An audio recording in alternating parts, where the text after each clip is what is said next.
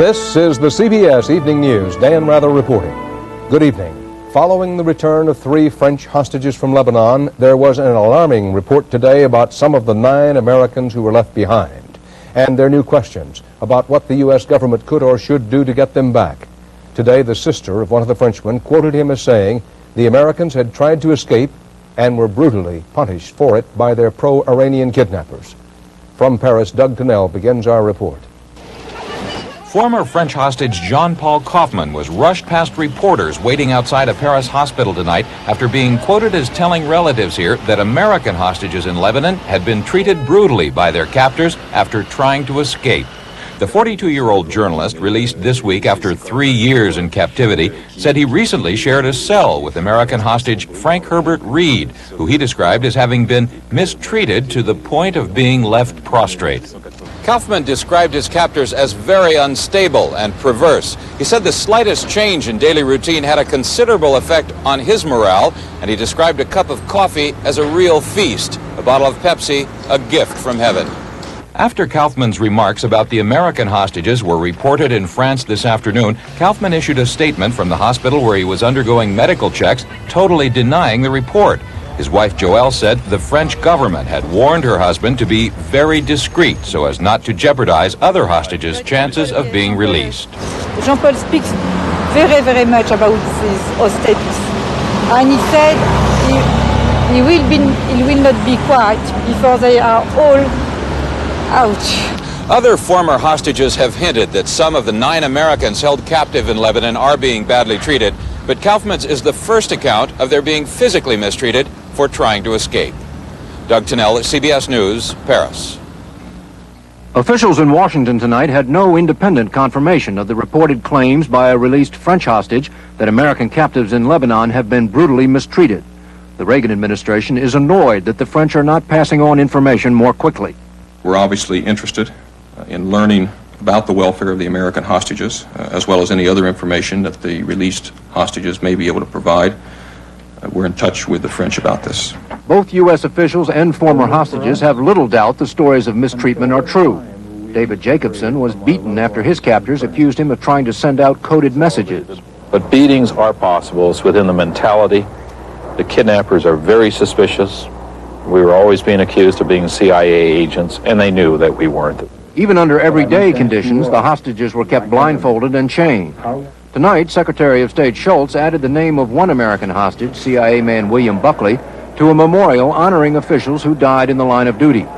Reports that Buckley was being tortured triggered the Reagan administration's attempts to free the hostages by selling arms to Iran. These latest reports of mistreatment will put new pressure on the Reagan administration to do something. Well, most countries do end up at some point negotiating in complex, difficult, heartrending situations like this. Every time it's done, it makes it worse for everybody else, but it does increase the pressure on the Reagan administration. U.S. officials insist there will be no change in the no concessions policy toward terrorists. But the willingness of the French government to make a deal already has the State Department on the defensive. I would reject the notion that our government is any less concerned than any other government. There is some good news from the newly released French hostages. All 9 American hostages are said to be alive. But given the state of relations with Iran and the Reagan administration's determination to make no concessions, that may be the only good news for some time to come. David Martin, CBS News, the Pentagon. George Bush again today allied himself with Ed Meese. Mr. Bush tried to distance himself from statements made by 2 of his own top aides. Bush aides Robert Teeter and Peter Thiele are quoted as saying Attorney General Ed Meese is a campaign liability and suggesting Meese should resign. Vice President Bush said today those are not his views. Among other things about the Justice Department, Congress is now investigating accusations of improper conduct by high-level Justice Department officials, including lying under oath, in a case involving a multi-million-dollar Justice Department contract. CBS News National Affairs correspondent Leslie Stahl has been looking into these latest charges of ethics violations and law-breaking inside the Justice Department. Leslie? Dan, it's the story of what happened to Inslaw, a computer company that won a $10 million contract to computerize the Justice Department. The Senate Permanent Subcommittee on Investigations is probing charges that top Justice Department officials destroyed the company so friends of Attorney General Meese could pick up its business and reap big profits. Bill Hamilton, owner of Inslaw, is at the center of the case. Here we have official corruption, without a doubt. Federal bankruptcy judge George Basin, he handed down an astonishing ruling that the Justice Department deliberately drove Inslaw into bankruptcy and stole its software. I used the phrase that this was done by trickery, fraud, and deceit. It was a ruling that was virtually impossible to escape. Former Justice Department official Anthony Pasciuto blew the whistle. They were blacklisted. I think it was by the highest officials in the Department of Justice. Former Attorney General Elliot Richardson. The federal government agency most responsible both for enforcing the law and for maintaining respect in it is in itself accused of a shoddy crime, stealing from a small company.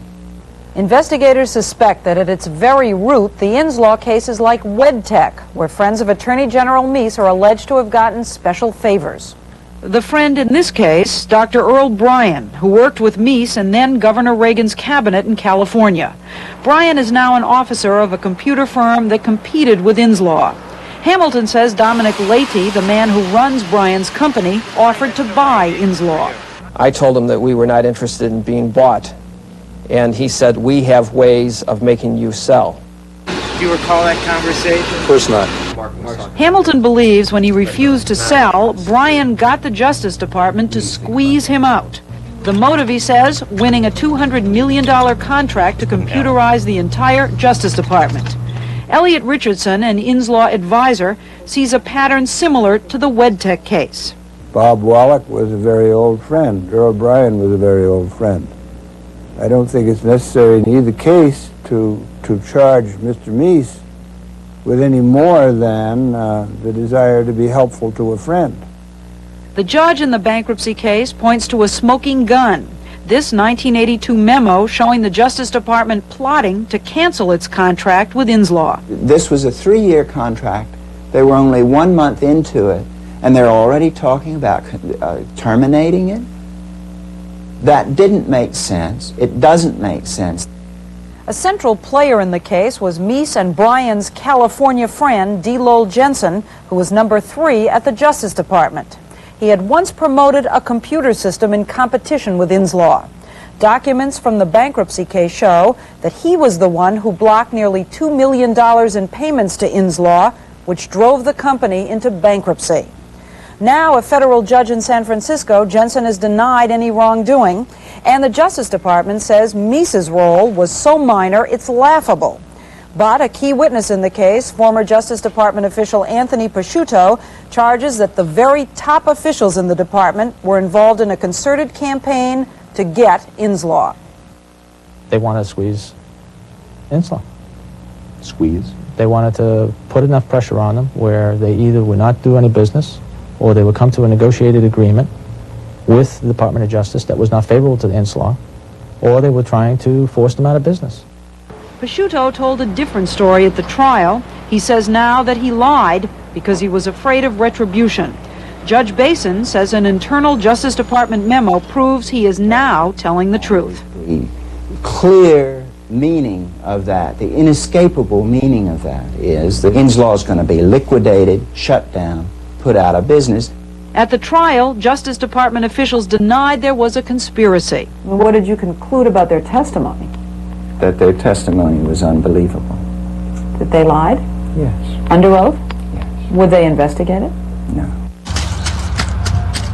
Last September, Basin ordered the Justice Department to pay Inslaw more than $7 million. The Justice Department appealed. 3 months later, when Basin's term expired, he was not reappointed to the bench. The Justice Department whistleblower Pasciuto, he was fired. And Earl Bryan's company won a $40 million contract to computerize the Justice Department. In a future report, we'll look at charges of a cover-up in the case. Dan? Thanks, Leslie. We'll look forward to the follow-up. In case anyone thought the flap about President and Nancy Reagan's delving into astrology had blown over, that just wasn't in the cards or in the stars today. President Reagan blasted one source of those stories, his former White House Chief of Staff, Don Regan. Correspondent Terrence Smith reports on Reagan, on record. Kiss and Tell, a venerable publishing tradition that has reached new heights of viciousness in the Reagan administration. Today, the president struck back. Well, I've tried to avoid commenting on all the Kiss and Tell books, but I doubt that they will be on my reading list either. The president seemed especially stung by the latest insider account by former Chief of Staff Donald Regan, who asserts that Mrs. Reagan frequently consults astrologers on the timing of key presidential events. I would prefer that if he decided to attack me, and apparently from what we hear, he's chosen to attack my wife, and I don't look kindly upon that at all. An editor who has read an advance copy of the book, due out next week, says it paints a devastating portrait of backstairs dealings at the White House. It characterizes the kind of inside scene there to be a little bit like the court of the Medicis or something, with a little bit of Lady Macbeth and maybe the Keystone Cops. A former Reagan aide says the motives of the Kiss and Tell authors are less than noble. I think greed is a factor. I think money is a factor. And I think ego is a big factor. They want to establish their place in history the way they think it should be written. Whatever the motivations, the authors should probably keep one thing in mind. Mrs. Reagan has been keeping a journal for the last 7 years and intends to write a book of her own when it's all over. What's that old line about she who laughs last? Terrence Smith, CBS News, the White House. CIA Chief William Webster today publicly questioned whether it's smart for the U.S. to bring drug-running indictments against foreign leaders, such as Panama's General Noriega. Webster told the Washington Times that there has to be advanced thought about whether such indictments help or confuse U.S. drug enforcement policy. Still to come on the CBS Evening News. David Dow on a drama of resourcefulness and survival in that Los Angeles office inferno. And Ray Brady in advance of the Kentucky Derby on why racehorses don't seem to be getting any faster.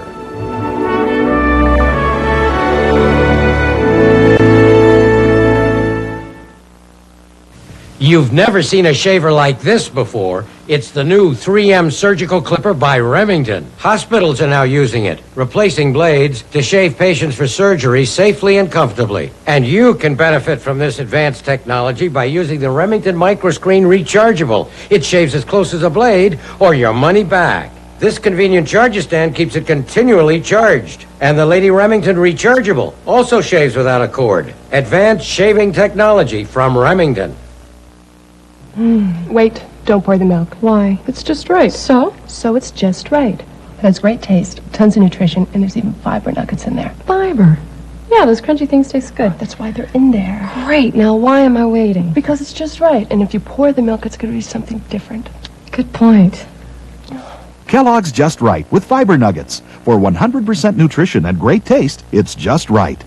So, it's just right. So what was it before? It was dry. You're on the road to the top, there's no time to stop. You're gonna make your dreams come true. Here's your address for success, Park Avenue. It's your room with the view, it's your road to command. Every street feels like Park Avenue. The great American road belongs to Buick. The Labor Department today said the nation's civilian unemployment rate dropped 0.2 points in April, down to 5.4%. That is the lowest jobless rate since 1974. The report said hiring on factory assembly lines in the heartland led the way as the number of Americans at work jumped by 606,000. A dramatic turn today for Eastern Airlines, financially strapped the target of federal penalties and inspections for safety violations and long flying unfriendly skies with its embattled unions. Today, as correspondent Peter Van Sant reports, Eastern's management went on the offensive. Eastern Airlines is at war with itself. The troubled carrier this morning filed a $1.5 billion lawsuit against its pilots and machinist unions, accusing them of trying to destroy the airline so they can buy it at a bargain basement price. The two unions have falsely accused Eastern of safety violation in an attempt to destroy revenue and drive away passengers and ruin the company's reputation. The unprecedented lawsuit names Machinist Union President Charles Bryan and pilot representative Jack Bavis, accusing them of racketeering, extortion, fraud, and defamation. The present environment is having a serious impact on Eastern. It continues to ravage the financial results and future of this great airline. For Frank Lorenzo to point the finger to unions is certainly a typical gesture on his part to blame everyone for his problems. We kind of liken this thing sort of like in biblical times when you had the Christians and you had the lions.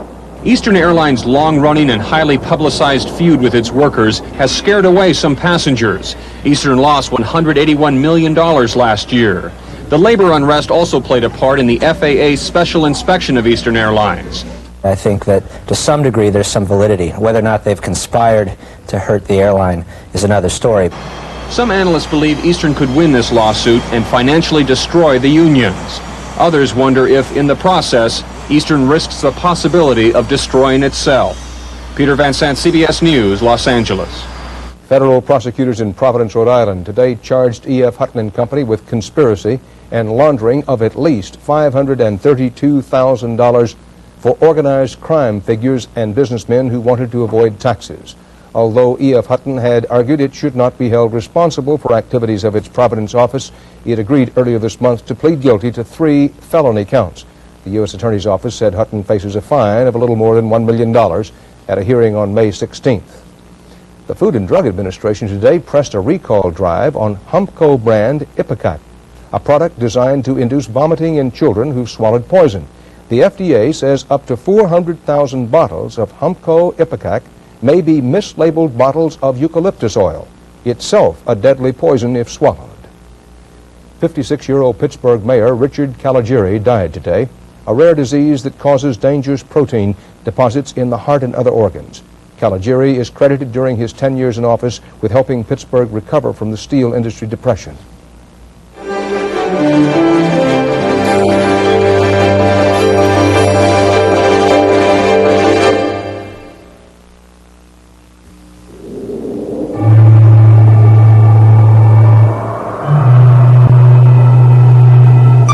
It's been said that form should always follow function.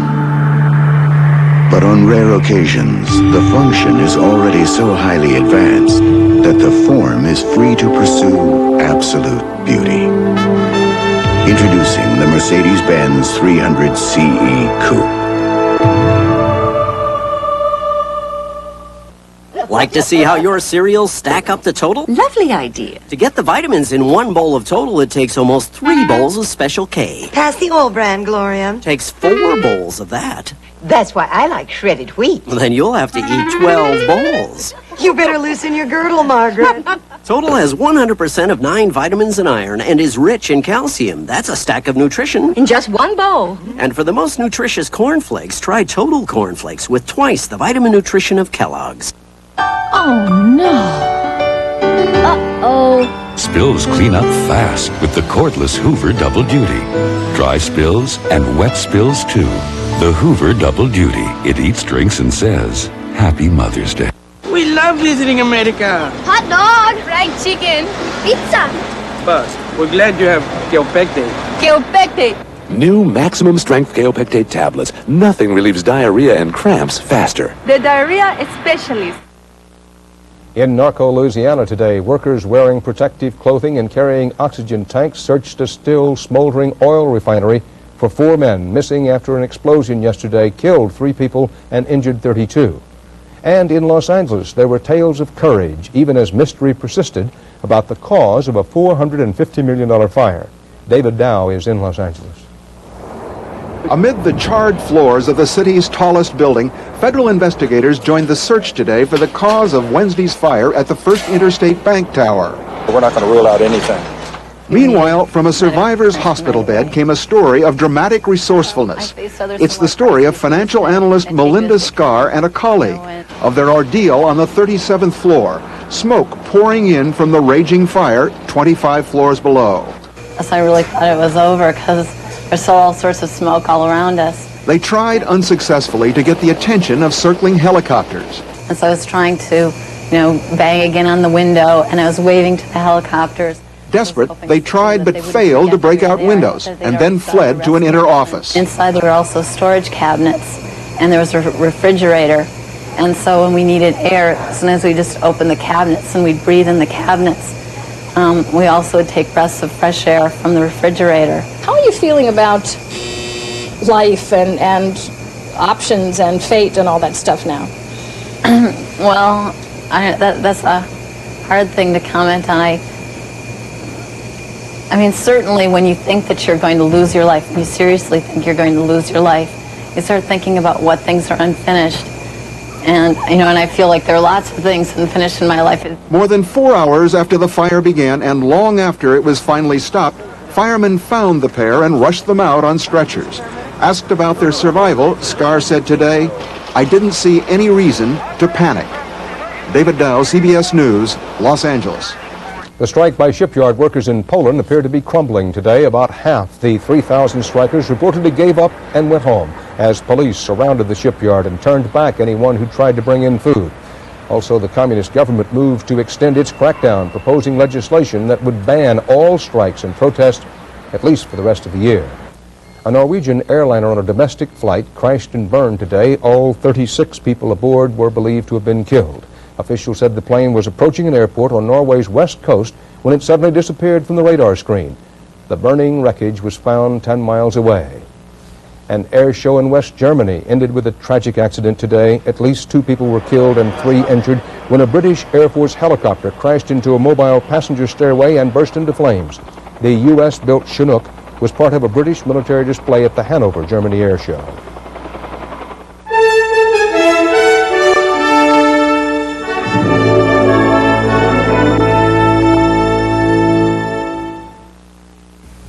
Headaches, backaches. The pain reliever unbeaten for all these everyday ailments is Tylenol. And Tylenol won't irritate your stomach like aspirin or even ibuprofen can. So choose Tylenol. It's tough on pain, easy on your stomach.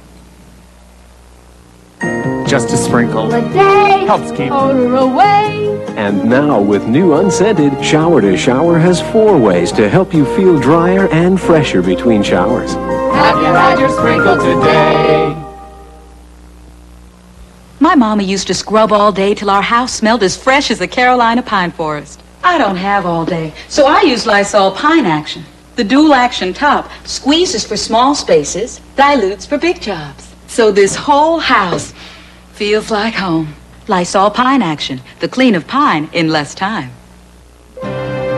In a new survey, we asked 1,000 doctors if stranded on a desert island, which would they want? Tylenol, Extra Strength Tylenol, Advil, or Bayer?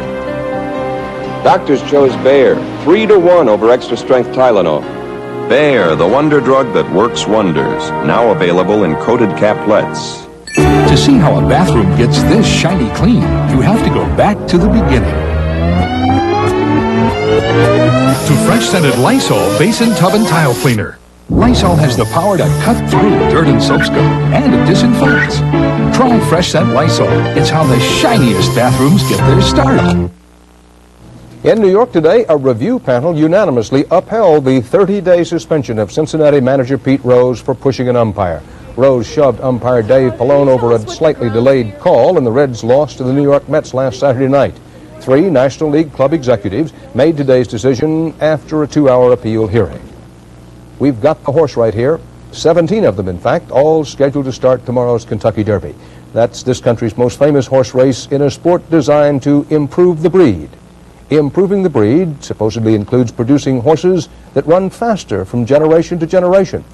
But CBS News business correspondent Ray Brady reports what we seem to be seeing these days is only that a horse is a horse. Of course, of course. Everyone's getting ready for the big race. Hey, this card is money hunting here again today. Lavish parties, mint sprouting from frosted glasses. Since the first Derby 114 years ago, little has changed, including, some now say, the speed of the horses. Americans are used to sports records being broken almost every day. But from Ireland comes a startling report. Today's top multi-million-dollar racehorses not only aren't much faster than they were decades ago, they probably never will be. They're up against a physiological barrier. A horse is built to run so fast, and we've pushed them right up to the limit. Watch us. Give us time. Give us a shot at it. We'll beat those records. That's exactly what they're trying to do at breeding farms in the Kentucky bluegrass country. Every year, owners spend millions of dollars to introduce their mares to prize-winning stallions, hoping for the perfect match. Breed the best of the best and hope for the best, and that's about all that you can do. And his Claiborne Farms has the best. Secretariat won the Derby 15 years ago, and no horse has ever run it faster. Since 1896, the winner's time for the Derby has been cut by only 6.5%. During that same period, humans have cut their race time 30%. A horse is a horse. I mean, you can't really explain to a horse that you want that extra ounce of effort.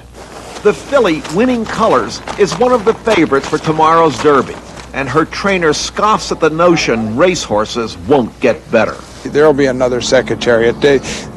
Greatness comes along only so often, but it'll show up again. The horses of the 1970s were incredibly great competitors. They provided some of the great sports excitement of this century. And if that's the end of the line, I don't think it's a disaster. And that would be just fine with the champ, Secretariat. Ray Brady, CBS News, Louisville. And that's the CBS Evening News. Dan Rather. Bob Schieffer will be here tomorrow, and I'll remind you of West 57th tomorrow night, 60 Minutes Sunday night. I'll see you Monday. Good night. I get up early to capture the morning light, but sometimes my arthritis pain catches me first. I used to take aspirin or Tylenol, but today it's Advil. Advil contains a non-prescription strength of the medicine in the prescription brand Motrin. You know, just one Advil is as effective as 2 regular aspirin. That's important to me. And Advil didn't upset my stomach. It gives me hours of relief from minor arthritis pain. Advil, advanced medicine for pain. Welcome to another round of Name That Cereal. Fruit and fiber cereal tastes so good, you forget the fiber. Are you ready? Yes. Sweet and chewy dates, fat raisins, meaty walnuts, crisp light flakes. All right, name that cereal. I know. It's fruit and fruit. Oh, sorry. It's post-fruit and fiber cereal packed with delicious fruit and high-fiber flakes. Tastes so good, you forget the fiber. No one knows I just got dentures, and I don't want anything to blow it. Fixodent and forget it. Fixodent helps fix loose spots for a strong hold that lasts longer than any leading cream. Use Fixodent and forget it.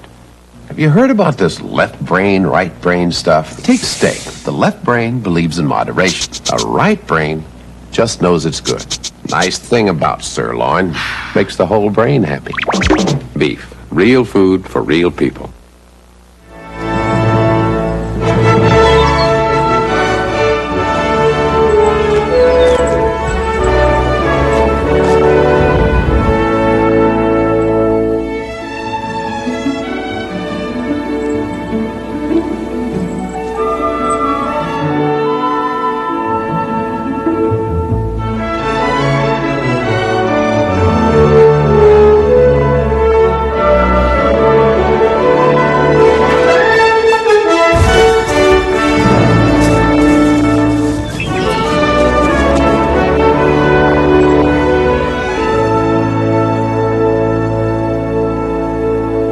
This is CBS.